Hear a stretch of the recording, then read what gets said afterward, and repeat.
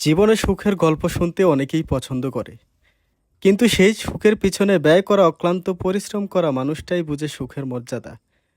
জীবনে অনেক ঠেকতে ঠেকতে এই পর্যায়ে এসে থেমেছি। অনেক কাছের মানুষও পর হয়েছে, আবার অনেক পর মানুষ অনেক আপন হয়েছে।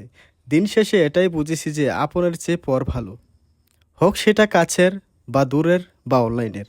যাই হোক, সবার সব কথা পিছনে ফেলে বারবার নিজের মনকে সান্ত্বনা করেছি সামনের দিকে অগ্রসর হওয়ার। আহামরি কিছুই করতে পারি নাই, কিন্তু এইটুকু পথ আসতে আমার দিন গুনতে হয়েছে অনেক। আজকে যাচ্ছি যমুনা ফিউচার পার্কে। সকাল সকাল রেডি হয়ে মধুপুর থেকে গাড়ি নিয়ে গোপালপুর এসে শ্রাবণ ও সপ্তমীকে নিয়ে বের হয়েছি ঢাকার উদ্দেশ্যে।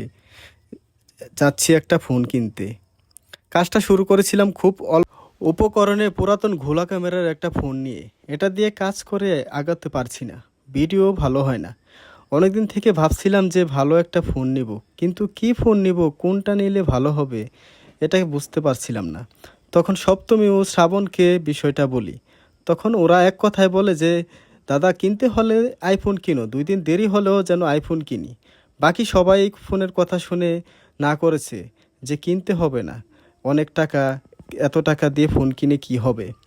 অনেকেও অনেক ধরনের কথা বলেছে, কিন্তু আমি সপ্তমীর সাথে পরামর্শ করে আমি বলেছি যে আমি আইফোনই নিব। ও বারবার বলেছে দাদা নিলে আইফোন নিও।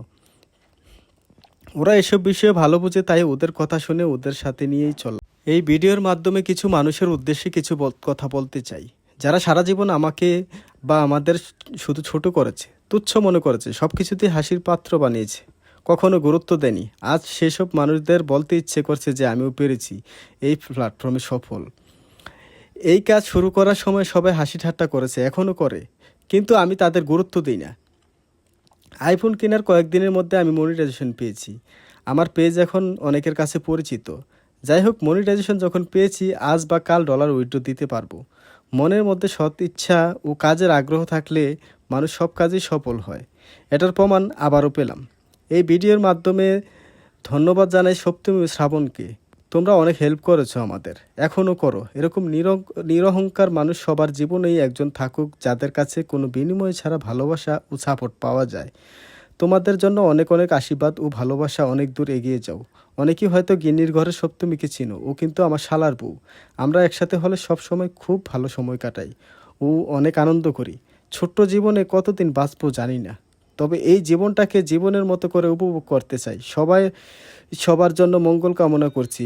সবার জীবনের আশা পূরণ হোক, সবার স্বপ্ন পূরণ হোক।